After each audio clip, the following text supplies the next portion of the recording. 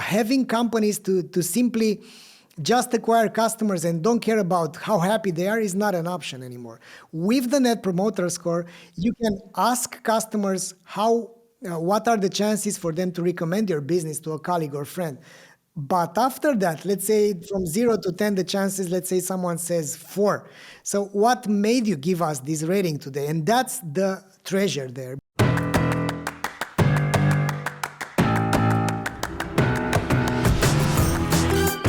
Welcome to the Marketing Expedition Podcast, an auditory journey through the latest in marketing, branding, and advertising. Now, here's your Marketing Expedition guide, Ray Allen. On this week's episode of the Marketing Expedition Podcast, I get to speak with Valentin Radu, and he's the founder and CEO of Omniconvert, a growth enabler for mid-sized direct-to-consumer e-commerce and retail companies looking to increase customer lifetime value and decrease customer acquisition costs.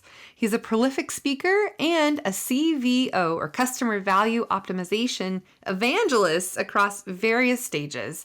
He's a father, husband, and a pet parent, and Valentin is also the founder and instructor at CVO Academy, where he coaches and teaches e-commerce businesses how to scale their brands profitably and sustainably.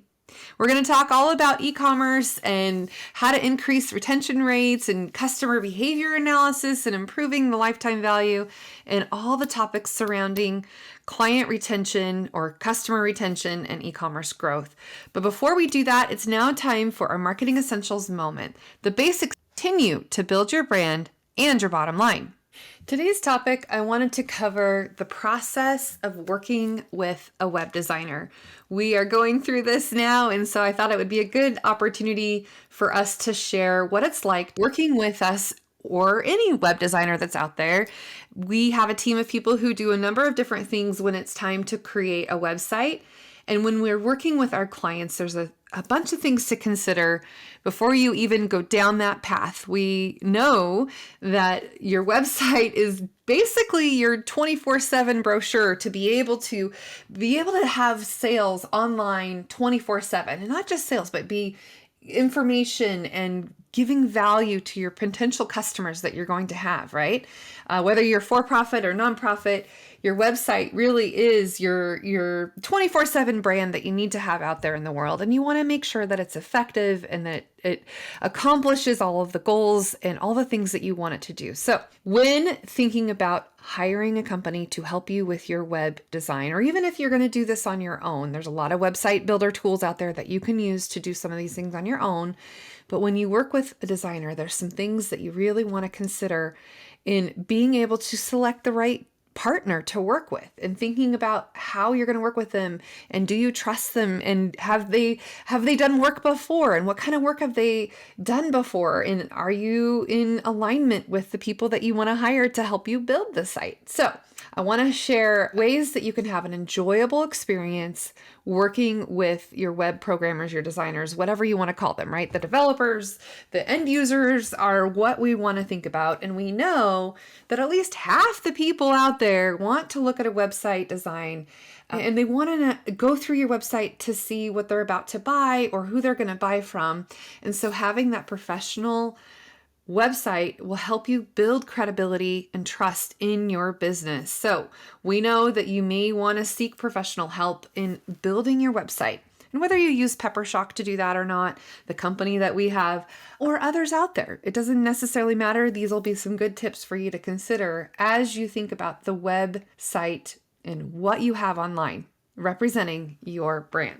Let's put some fears to rest. Let's help you with the idea of what it's like to work with a web designer and having a smooth relationship and being able to communicate your ideas clearly so that both sides go home happy, right? So first things first, we want to plan out the project. We want to make sure that we are putting together clear ideas on what it is that we want. We want to be able to articulate those ideas. We also want our web designer to be able to ask a lot of questions, and maybe the right questions to be able to help guide you in what you're thinking about with your website. And maybe there's some things that you don't even know about that maybe you think that once you learn about them, you might need in your site. Things like, how many pages do we want to have? What features do we want to have? Is it going to have e-commerce functions? Are people going to be able to buy from you on your website at any time? And what other extra services and features and components do you need? And then think about the fonts and the colors and the styles and the likes and dislikes. Think about who your target audience, what do they need? What do they need from your site? And why do they need that? And maybe there's things that they don't even know that they need, and they're going to find it because they came to your site to get that information. So thinking about putting together some examples of other websites that you like, that you think flow well, work well, that you can show your potential designer what it is that you think is going to help in your project. And thinking about the fonts, sometimes the fonts that are going to work on screen maybe are not necessarily the same fonts that work in print design or on a t-shirt design. And so you want to make sure that what you are wanting is going to be in alignment with your brand standards that you may or may not already have. And if you don't, that's a whole nother topic for another conversation that we can help you with too. But think about the style and how it's going to be revealed, the tonality of your site. And I'm talking colors, I'm talking copywriting, and how you're going to present this site to your potential users. Okay. So if you are very clear on your goals with your web designer and what it is that you want, and you create these ideas together, you can put these plans and start putting these plans in place. And understanding the ultimate end goal, is it to get them to buy? Is it to inform them? Is it to persuade them?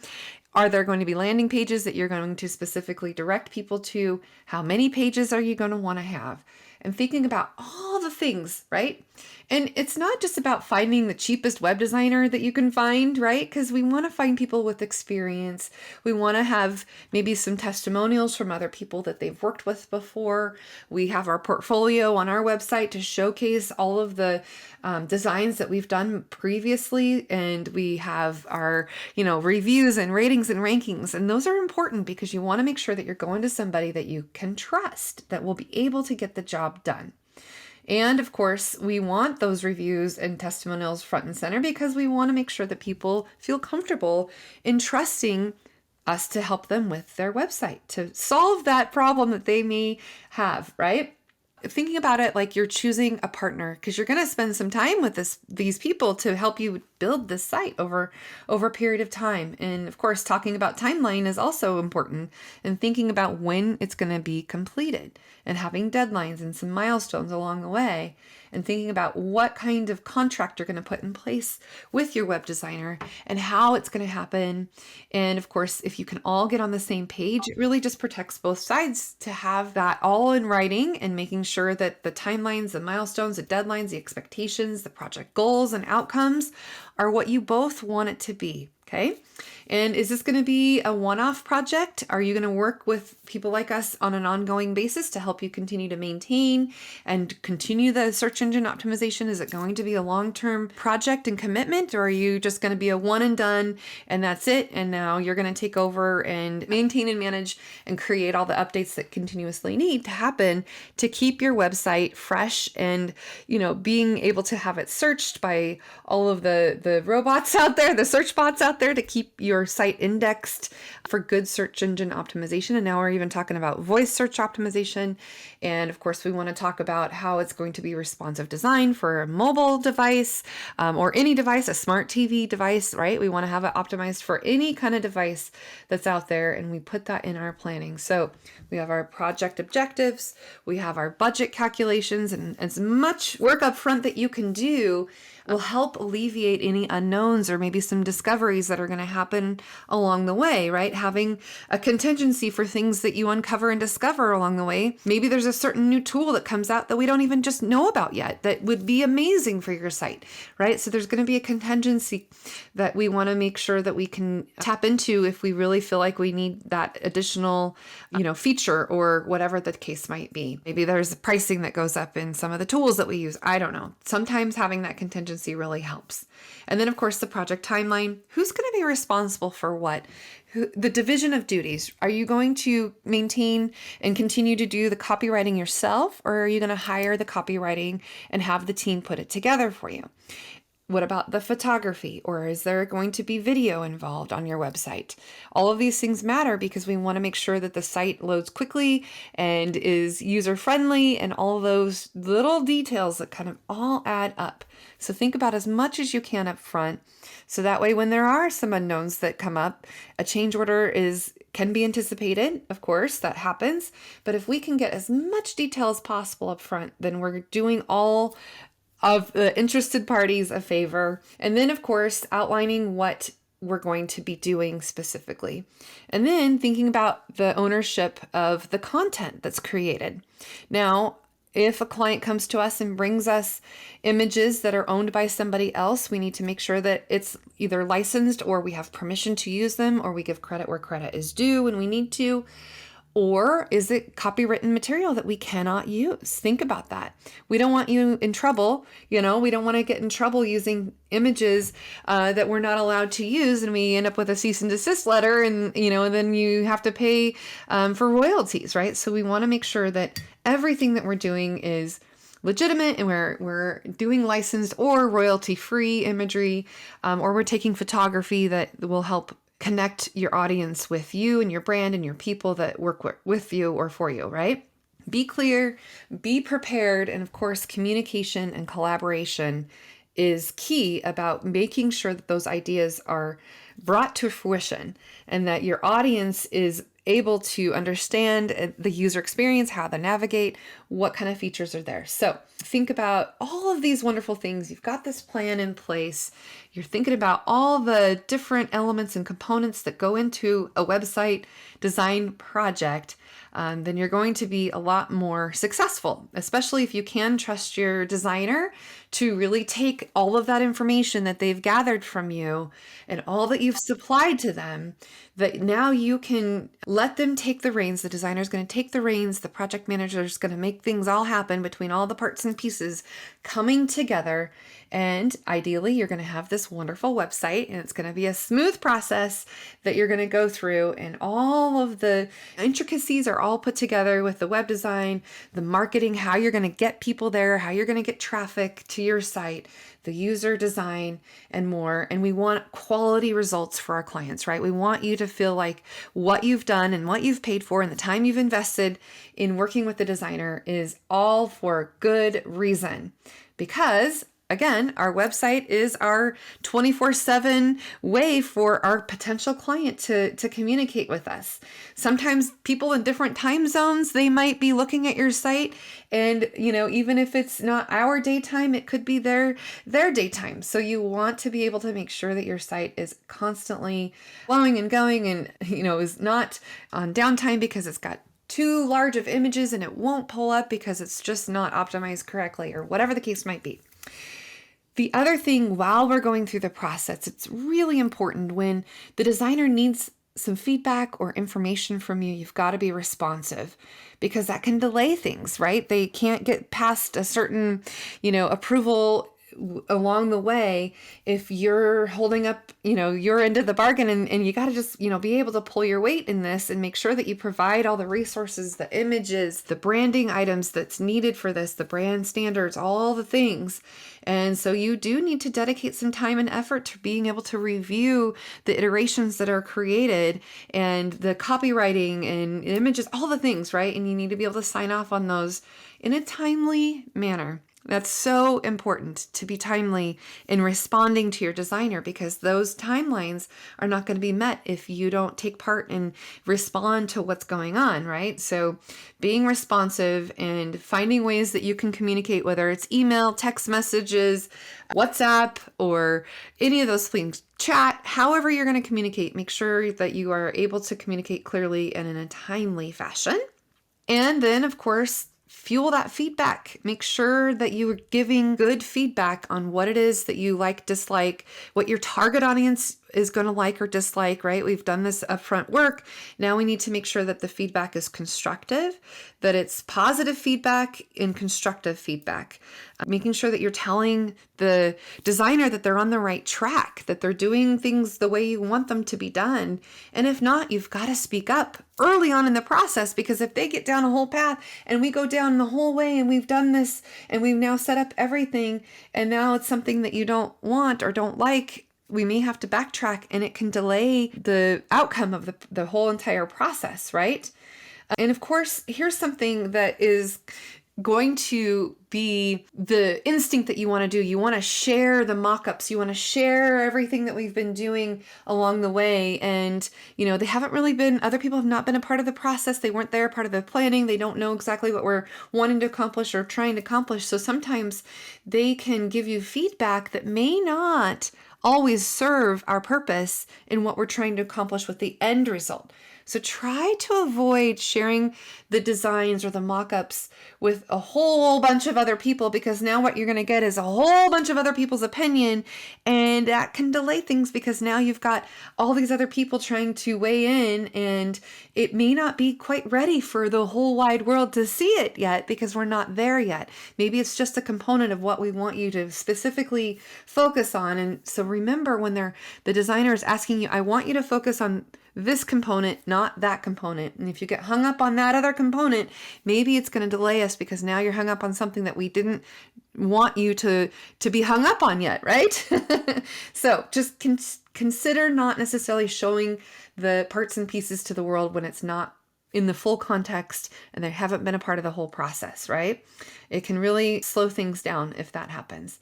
But continuing to keep your relationship strong with your designer and the team that you're working with, making sure that that feedback is in sync, everyone's on the same page.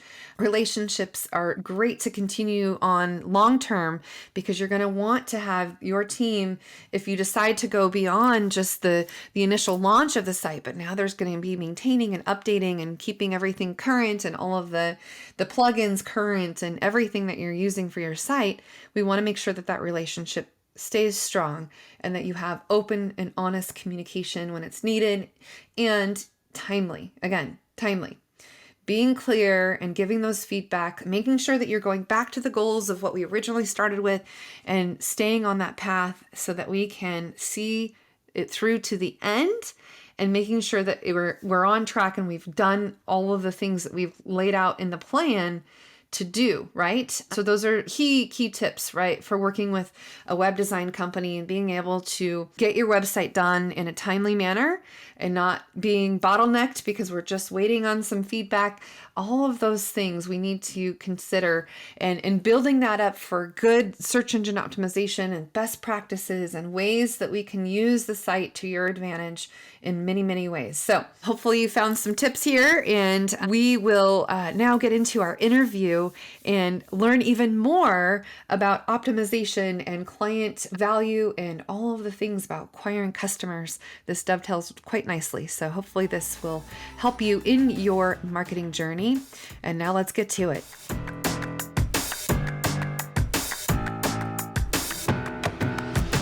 Welcome to the Marketing Expedition podcast. I'm your host, Ray Allen. I'm the president and CEO of Peppershock Media and the founder of the Marketing Expedition community. And today's guest, we have Valentin Radu. Welcome to the show. Hi there, Ray, and hello, everyone. Valentin, let's just tell everyone a little bit more about you and where you're calling from and all the wonderful things that you're working on. Yeah, so I'm calling you from Bucharest, Romania. I'm a serial entrepreneur. I've built 4 companies. In the last 10 years, I've crafted Omniconvert, which is a growth solution for e-commerce and omnichannel players. We help companies to do A/B testing and to increase their conversion rate. And in the last 4 years, I've become obsessed about customer value optimization, which is the process and method to help companies improve customer lifetime value. So let's just break that down a little bit more. How did you get started into this area of focus in your company, and how long have you been doing it, and how many people do you have? Let's just talk more about that. Yeah, so struggle led me here, yeah, because I think struggle is the main driver of progress, you know. Unless there's a niche, you're not going to try to sort it out. So I've been an e-commerce entrepreneur before that. I've been struggling to make ROS happen. My friends, which were working in multinational companies, were mocking me because I never had enough money like they did, because I was always reinvesting everything in the company. You know, I was putting everything out there. So even though we were investing something like $1 million in ads, we were barely breaking even, and our cash flow was always not a friend with us. So with this in mind, I've started to dive into the data, to change the website, to do A/B testing, to listen to our customers, to do surveys. And I've basically built some tools that help me not be hated so much by our developers. So after that, I've increased the conversion rate by 60%. The retention rate was sitting at 80% plus, which was very good in our industry. Yeah. We were already the largest online car insurance player here in Bucharest. And in Romania, we had 250,000 active customers. And that led me to this new opportunity, because I was boring, to be honest, doing the same campaigns after 7 years. It wasn't that, let's say, challenging for me anymore. And I always looked for more challenging and risky things to do. Since I was a kid, I was creative, Uh-huh. and I Uh-huh. was looking for things to do to get out of poverty. And after that, I've started to build companies. And now with Omniconvert, we support hundreds of companies from all over the world to improve their sales with these two metrics: conversion rate and customer lifetime value. That's what we do. Pretty much that's it. I mean, we are 40 people from Bucharest here. We do have people from various countries, but our customers are from all over the world, from Australia, from the US, from Europe, of course, from Brazil, and so on. I love it. So let's talk about an experience that one of your clients would go through. Maybe give an example of how they use what you do, and maybe it's how they've implemented OmniConvert and what it is that they've got as a result of having used what you do for them.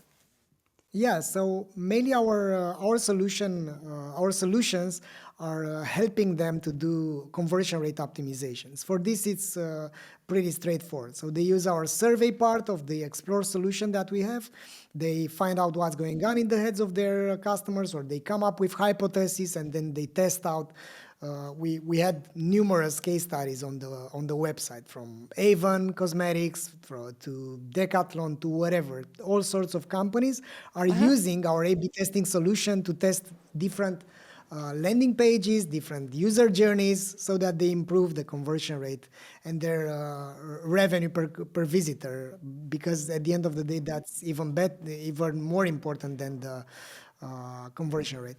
Another way to use our product, our newest product, which is the one that we are focusing mostly on, is on Omniconvert Reveal. So we've launched this product in beta 4 years ago, and now we are having a lot of traction. We have a lot of companies which are using it.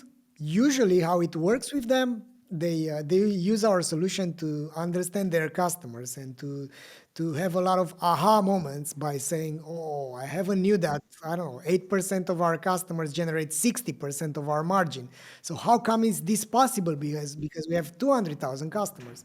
So these types of moments are possible thanks to our RFM segmentation. So we use a methodology called RFM: recency, frequency, and monetary value. We do this automatically based on their own data. So we cluster customers according to how recently they've bought, how frequently they've bought, and what's their monetary value. With this segmentation methodology, they end up looking at their revenue in a different manner. And moreover, they get to find out things like which are their most sticky products, let's say, which are the products which are making their customers loyal, and all sorts of anomalies. The beauty of our solution is that we blend the qualitative data with the quantitative data. So we are not only looking at their behavior in the sense of how they've bought, how much they've bought, what type of products. But we also have the NPS component, which I'm a big fan of. So with the NPS, Net Promoter Score, we find out all sorts of data, not only the average NPS, but also the NPS by the brand, by the category, by the customer segment. We do have customers, large companies, which are using the NPS to see which of their customer support reps or of their pickers have the best NPS. And with this type of approach, you will be in a position as a company to understand why things are happening. So not only what things are happening, what's happening, but also why, the why behind a certain customer behavior. Well, and for those that are listening that want to know more about NPS, really the Net Promoter Score, I mean, give an example. So the customer is likely to refer them to somebody else, or, how likely they are to refer, but just share a little bit more about Net Promoter Score, because this is, as a marketer, this is so important to understand if people would want to refer you, right? Yeah. So what's happening here, Ray, is that we are coming from decades of acquisition marketing because it was cheap, right? So people could break even on the first purchase of a customer. Now those days are gone. The competition is way higher than it used to be. The customer acquisition costs are through the roof, and now the model that's forcing companies to have a different business model, in the sense of having companies to simply just acquire customers and don't care about how happy they are, is not an option anymore. With the Net Promoter Score, you can ask customers what are the chances for them to recommend your business to a colleague or friend. But after that, let's say from 0 to 10, the chances, let's say someone says 4.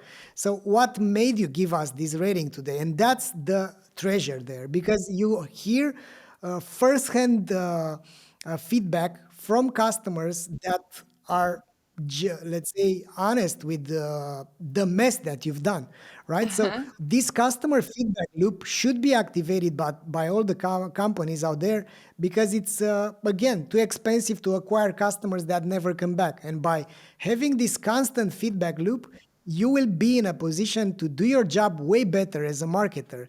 And unfortunately, there are many marketing managers which are simply spending managers. So they have the budget, they throw some ads on it, and that's it. But there's another way, and as we are seeing that the game is changing, and we are now into, let's say, getting from the moderate game, the e-commerce game, it used to be moderate last year. Then it became difficult, and it can turn into a nightmare without having the right data and the right insights from the customers that you're serving. Absolutely. And you're right. I mean, it's one thing to get the customer, but if you're not doing anything to continue to retain them and sell to them over and over again, I mean, you're going to end up costing yourself a lot more money as a business, because then now you're doing all that work just to gain new customers, as opposed to retaining the ones that you already have, which is gold. I mean, being able to have that customer retention, and like you said, the feedback loop, and understanding why they want to buy from you again or why they don't, so that way you can improve your processes every single time and get better and better and better and dial in and A/B test. I mean, like having different iterations of all the things that you can change and tweak and do, whether it's your messaging or how you display something or how people click on you. I mean, it sounds like being able to understand all of this can then help you in the future. And then when it comes time to launch a new product or service, you've already got, kind of the secret sauce as to what's working, right? And then being able to do something more, I think it's just very helpful. Now it's time for a message from one of our partners, Kitcaster. Did you know that podcasts are a great way to grow your personal and business brand? And Kitcaster is a podcast booking agency that specializes in developing real human connections through podcast appearances. We've had several guests from Kitcaster on the Marketing Expedition podcast as well. So if you're an expert in your field, have a unique story to share, or an interesting point of view, it's time to explore the world of podcasting with Kitcaster. You can expect a completely customized concierge service from their staff of communication experts. Kitcaster is your secret weapon in podcasting for business. Your audience is waiting to hear from you. Go to kitcaster.com/expedition to apply for a special offer for friends of this podcast. So, Valentin, can you tell me how does somebody go about using your service? You go to the website, you sign up for it. What are some of the things that has to happen in order for the Omniconvert to be able to work on their website or in their system or in their processes? Yeah. So we are let's say with the Omniconvert Explore solution, it's basically an A/B testing tool that can run on pretty much any technology out there, because it's a code that you put in the front end of your website, and you can change all sorts of elements to improve the conversion rate. Omniconvert Reveal, though, it's tailor-made for e-commerce and omnichannel retailers. So basically, it has to connect to a database so that we can get data about the customers, the transactions, their categories, products, brands, whatever. With this type of connection, which is available natively, directly with Shopify and Magento and Vitex, we can also do this type of custom integrations with other solutions. Usually how it works, once someone is installing our product, we do a review of their data. We come up with the insights, we adjust the segmentation, and we give them, we help them to model their business based on their unit economics. There are 7 dominant numbers in e-commerce: traffic, conversion rate, average order value, that's pretty much obvious. And then we also have gross margin. And moreover than that, we have the customer acquisition cost, we have the purchase frequency, and we have the customer lifetime value. So those types of metrics are the ones that matter. So having access to their data, we help them model growth by looking at the unit economics, those dominant numbers, which are the most impactful according to their current setup. We've seen that this is the best way to help our customers, because there are many companies which are, let's say, stuck into a certain dominant number. Let's say most of them are focusing on traffic too much, or some of them are focusing on conversion rate too much, but they don't have the traffic to support it. Some of them are trying to tweak the average order value. But what is important is to understand first in which kind of industry are you currently, and we have data from more than 3,000 companies which are pushing data our way, and we can understand, you know what, you are selling, I don't know, hand creams, or you are selling teas. So you have a problem with the purchase frequency because you are below the average, below the benchmark.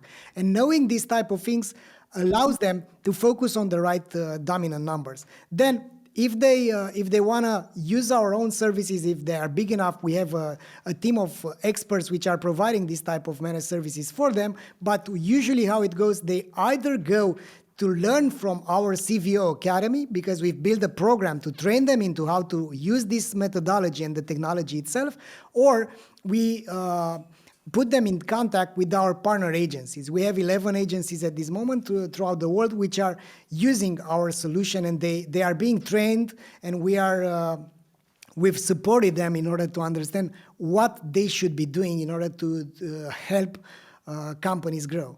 So pretty much that's how it goes. I love it. I love it.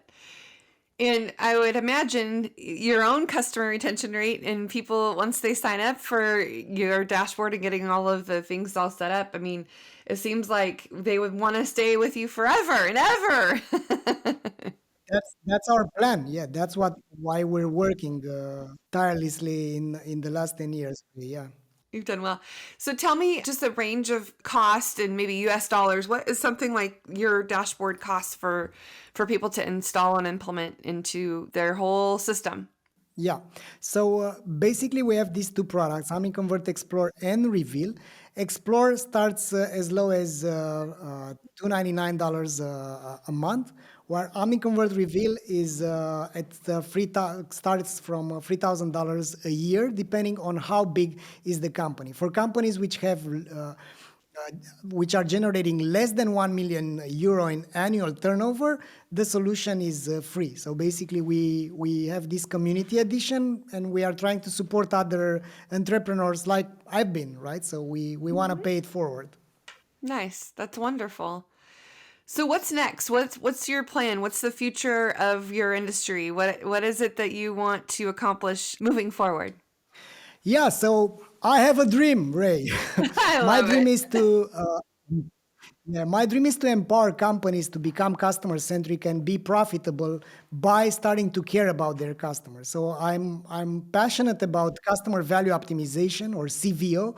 I'm evangelizing this concept. That's why I'm doing this type of Yeah. podcasts, and I'm writing a book about it. So my vision is that in a few years from now, companies will uh, consciously craft customer journeys, not only siloed experiences.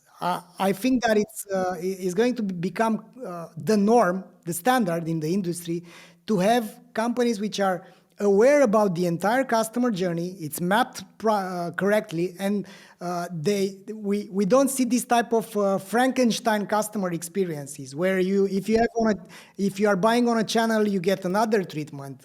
You buy a product and then the company is following up to buy again, even though they haven't shipped your product, or they bombard you with all sorts of discounts to buy again, even though you are a pissed off customer and you have a ticket which is unsolved. So those types of things must be a thing of the past, and we are in this process, and we want to be the contributing to such a future, because it's a win-win. We are consumers as well. We want to be treated let's say adequately, and we as company owners, we have to care about our customers more. Absolutely. No, I love that. So let's talk a little bit more about the book that you are writing. Do you have a title for it yet? Yeah, of course. I've poured into it, Ray, my 17 years of experience into e-commerce. It was a very, very painful process. It took me Oh, 1 year to Yeah, it took me 1 year to make it happen. Hopefully, I've been assisted by Scribe Media, which are some pros in this game of assisting authors into writing.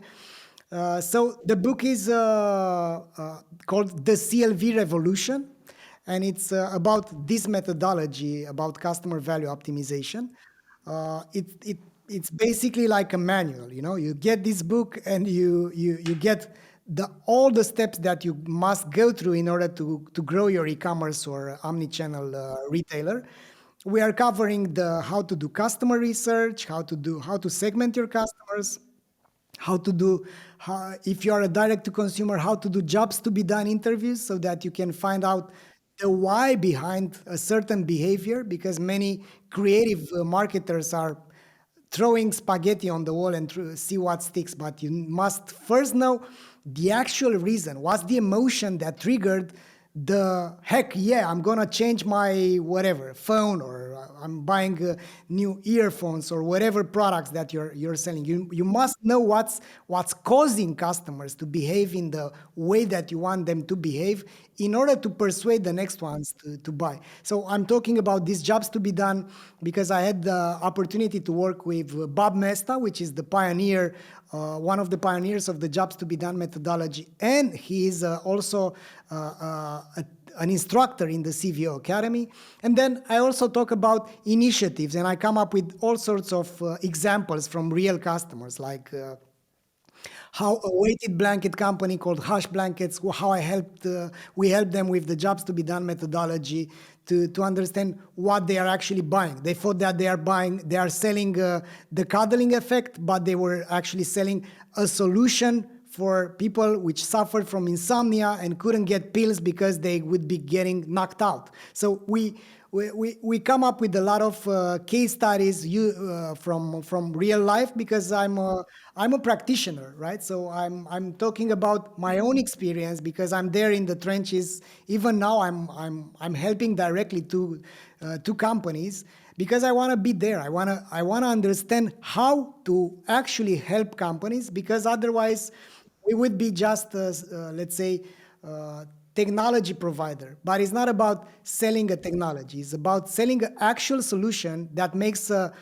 provides undeniable value in the life of our customers. So basically, that's what the book is all about. Yeah, this process, how I learned it, what I've learned, and how they can apply it together with a lot of tools and examples and Excel sheets that they can work with.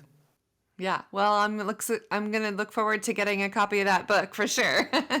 Well, and the nice thing about this is a lot of times marketers, they'll be questioned on the ROI of what they're spending money in advertising and, doing all of the things to help make sure that, that their customers buy from them. Now, this is a wonderful way to be able to track all of those efforts and know exactly what's happening or not, and know exactly what you need to do to change things or make it better or iterate differently so that you are getting a massive return on your marketing investment and being able to justify the moves that you make or the tweaks that you make. And I'm loving the fact that now you can have this tool as a way to automate the process in some way, so that way it's not so painful and it's something that's consistently tracking and ongoing and being able to continuously, modify as needed and make things even better over and over again. Yeah, that's the definition of progress, right? To That's be aware right. about what's wrong, to go out there and to tweak it, to adjust it until it goes just fine. And then something will change and you'll want to do it again. You'll need to tweak it again and again. It's an ongoing thing, Yeah, right? it's a never-ending story, right? Yeah, We are yeah. in this work in progress world, Ray, right? Right. It's always work in Absolutely. progress. There's always room for improvement. That's right. Okay, so I know you said that you're in Romania, and I'm sure that this is just a cliche, but have you been to Transylvania yet?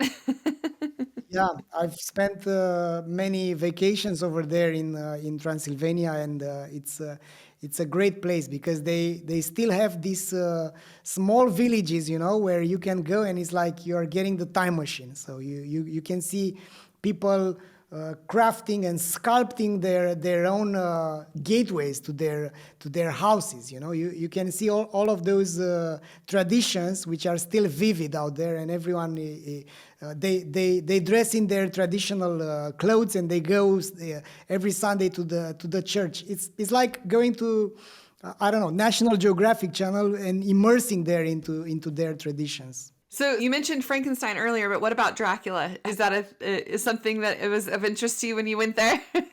Yeah, of course. So it's the Bran Castle. Actually, it's one of the most visited places here in Romania. It's like I think 2.5 hours from Bucharest. I've been there many times with my kids as well. To be honest, right now we are not that let's say open to go again because it's really really crowded. So there are a lot of tourists, and it wasn't like it used to be. I don't know, 10, 15 years ago you could go boom in 10 And minutes then you were you were there. there. But now when you enter, yeah, there are some pros and cons, right, for everything. Right, right. Well, I just had to ask. I thought, oh, Romania. Okay, I know a little bit about that, and the traditions or the stories that have been told, and the history behind Dracula. So I thought I would ask about that and just see if that was something that everyone talks about or not, or they're like, no, we don't want to talk about that anymore. We're moving on from the world of yeah, Well, you can tell that it's highly romanticized, yeah, Ray, because after obviously. Bram Stoker's story, and now we had Wednesday, the series from Netflix was being filmed uh, in Romania as well, and basically you can. We have this reputation here with the mystery, vampires, this type of all sorts of fairy tales around this. But basically, it is like a fairyland. I mean, if you go and see how the nature looks and how the mountains are for Yeah. sure, it's a fantastic vacation. And being in Eastern Europe, the costs are really affordable here. That's Yeah. the beauty of visiting Romania, because it's a totally different experience to see these castles and basically pay for 7 days as you would be paying for only 2 days if you would be going in Right. Austria or something like that. Yeah, and it's beautiful. Yeah, and it's beautiful, and the people I'm sure treat you well, and love to see you there and spending money. Yeah, exactly. Wonderful. Okay, one more question for you. So, what kind of advice would you give to somebody looking to get into this type of industry that you're in with customer evaluation and understanding the numbers and wanting to be in this world that you live in? What advice would you give to maybe a new student or somebody that's about to graduate, or maybe somebody that wants to do a career change that might enjoy this field? What would you tell them? Well, first of all, I would tell them congrats, because they are on a great path. This is going to become a very impactful endeavor in the near future. We are already seeing that things are catching up, because it's again, just focusing on narrow parts of the customer journey is going to be a thing of the past. Second, I would suggest them to talk to their customers. So if they can, or if they have a job, if they work client side, or if they are in an agency, just do this net promoter score and see what is the customer feedback. There are three main pillars of customer value optimization. It's what you sell, which is the most important, the product, right? If the product is bad, no amount of marketing is going to fix the broken product. Then we have the second pillar, which is the customer experience, what you do, yeah?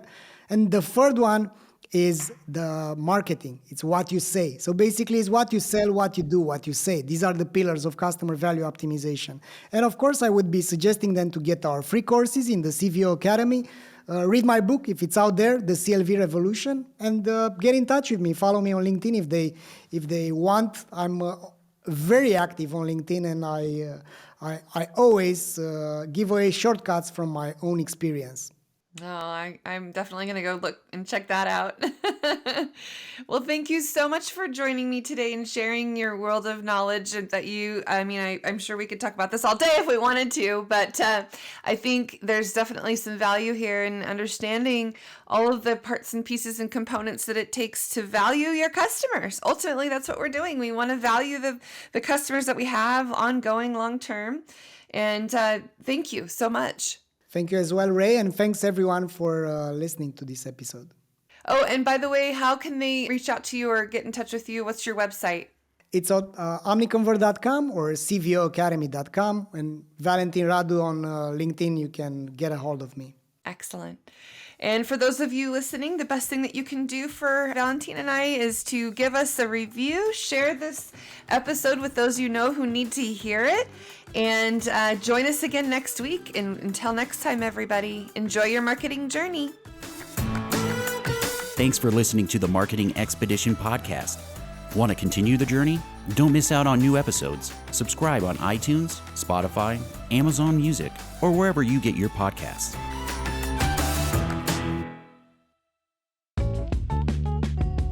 Wouldn't it be great if there was one place you can go to get all the latest information and tips about marketing and advertising? The Marketing Expedition community is that place. People like you gather in our online community to build relationships with others and find the latest marketing trends, tactics, tools, and technology. We help you build your brand and your bottom line. Start your adventure today. Visit themarketingexpedition.com to find out more.